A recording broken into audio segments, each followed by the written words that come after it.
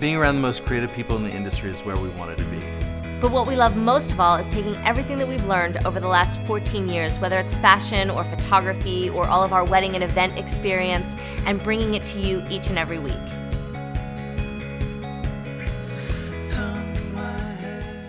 Hello and welcome to Notes from the Lightbox. I'm Stephanie Boye. If you are getting married in Philadelphia or New York or New Jersey, no doubt you've been looking at makeup artists in the area and you have heard of Beke Beau's name. She is an amazing makeup artist from Philadelphia. She even got Best of 2012 by Philadelphia Magazine, and she's a lot of fun to hang around. I'm a big fan of your work, Beke, so thank you for sitting down with me. Thank you. I'm a big fan of Tyler's work. Well, I came to know Beke's work because in Los Angeles we have amazing hair and makeup artists all the time, and sometimes when you go to smaller metro areas you don't have as many amazing hair and makeup people.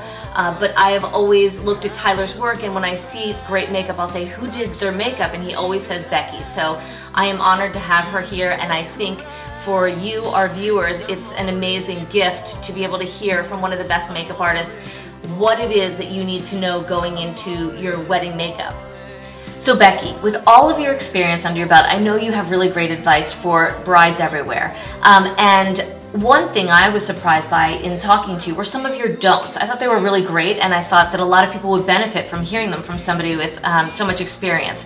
So I wrote them down, and I just thought that maybe you could help the brides to understand what is the best way to approach your makeup. The one thing that you said is a don't is don't bring celebrity pictures. Yeah, the reason why I say that is because usually you're responding to the beauty of the wearer in the photo, and you're not taking into account that you look nothing like that person. It's not that you're not as attractive as they are, it's just that you simply look different. Your eyes, your nose, your face shape are going to be different.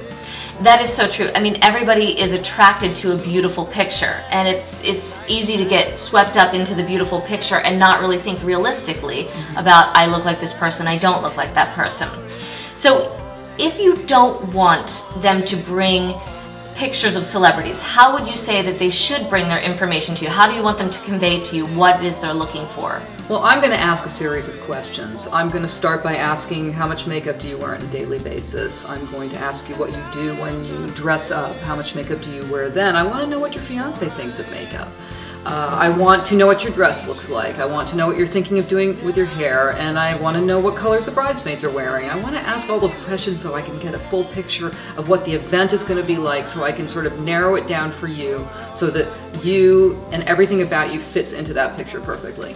I think what's really important about what you said is truly Beke is an artist, and you know, vetting out your makeup artist, your hair person, your photographer is really important, because somebody who is an artist is looking at the canvas that they're given and they're creating on that canvas. It's not just, you know, cut and paste, oh, J-Lo's face on your face. It's not going to work that way. You really want somebody who does take those things into consideration. I'm sure, you know, if someone said, I want romantic, then you have an idea of what romantic makeup looks like, and that's really important. So I think to Beke's point is not just that you don't bring that, but also that you do find a great makeup artist, because they will look at you and create a look customized for you. All right, Beke.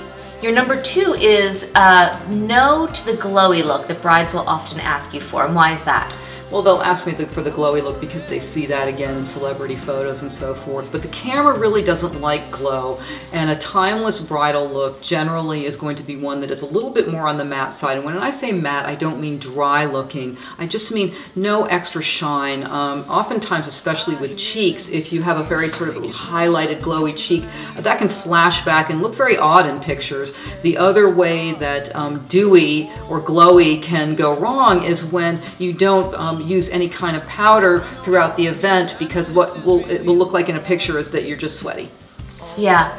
And I think when people see this, they're seeing it on the J-Los and the people like that that are on the red carpet and they're sitting down at an awards ceremony, and that's a lot different than throughout the entire day when you're under all different kinds of lighting situations. That really does change the way that dewy looks. I mean, really does, because you're walking through lots of different kinds of lighting situations, and yeah, one shot, you might look okay with a dewy complexion in one shot, but it's not going to look good in most shots. Yeah, you have to remember that all of those celebrities they're under controlled lighting situations. Even the red carpet, there are huge lights that's lighting everything evenly and beautifully because clearly they want to look amazing. So this is not the same as on your wedding day, and to that point I think it's really important that you don't go dewy. And forever people have always powdered their nose and things like that. It's because it really does look better in pictures. Yeah, you want to cut down on the things that are going to be reflective. Okay. Number 3 is don't overuse concealer. Tell me what you mean by that. What I mean by that is lighting will get you every time. Makeup, I think, is a lot like photography in that we're trying to control light, but we can only control it so much. So if you're looking in the mirror and first of all you're focusing on something you think is a problem area, which for many women is the under eye area, you're going to say, but I need more concealer. And in that sort of one-dimensional aspect, I can probably put on enough concealer so you feel good about the way you look in the mirror, and then you're going to turn and all bets are off, because lighting will get you every time. It will cast shadows. So accept the fact that, you know, there are shadows and that sometimes no matter how much concealer you have on, you're still going to cast a shadow because your brow overhangs your eye in most cases and so on and so forth. So a lot of concealer in most cases is not that necessary. You just need enough to change the color of the skin, do a little color correction, just as little as possible. We actually talk about this a lot because it's not just something that your makeup artist can do, because to your point, the more concealer you're putting on, the more you're creating wrinkles and, you know, a kind of a cakey feel, where if your photographer is thinking and bouncing light back into your face, if you watch the old video about light, you want that light bouncing into your face, because if you have just a small amount of concealer on, maybe you have dark circles, but you get the light bounced into your face, it's going to clear up any of that stuff that you're concerned about. And to Becky's point, the more you have there, it's just going to start to look cakey and bad. So that's a great, tip. Yeah, be a little realistic about light and a little more forgiving about yourself, because no one's looking at that anyway. You probably look gorgeous, and that's all that matters. And watch the video about light so you understand how to turn yourself into the light. Alright, so number 4 is don't wait to book your makeup artist. Oh, this is true. It really is. Makeup should not be an afterthought, because if you want the best professional, if you really have your heart set on looking great and looking a kind of a way that only 1 or 2 makeup artists out there can do for you, then you should be booking your makeup artist as early as you book anything else. They are an artist, and like all artists, your photographer, whatever, it's a limited resource. It's not like a makeup artist can be in 2 places at one time on the morning, Saturday morning. That is a busy time. So really, why don't we say, how far in advance do you think most people are booking you?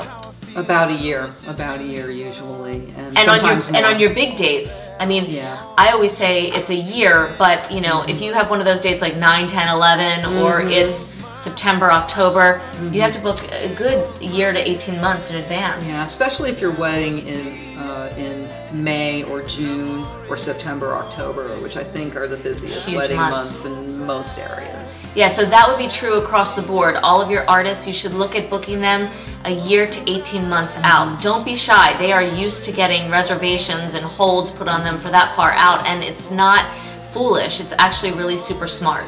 Hairstylists too. Yeah.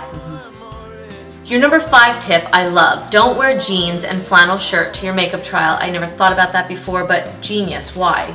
Too casual. You're not going to look casual on your wedding day. Not only are you going to be wearing a beautiful gown, jewelry, your hair is going to be styled, but the surroundings are going to be beautiful. So the makeup is going to rise to that occasion, at least, at the very least. Even if you're a natural bride, you need to sort of do that so everything kind of goes together and it all falls into place. If you dress too casually on the day of the trial run, most likely you're going to feel like your makeup might be a little bit overdone, and you'll have a hard time sort of communicating with your makeup artist about what your expectations are, because it's just not congruous.